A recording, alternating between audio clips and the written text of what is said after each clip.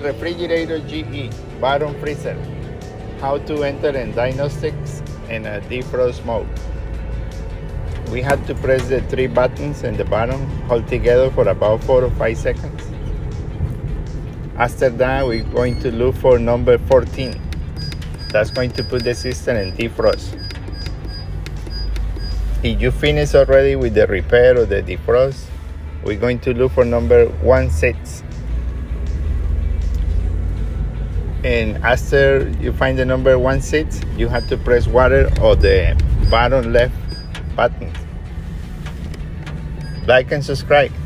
Thank you.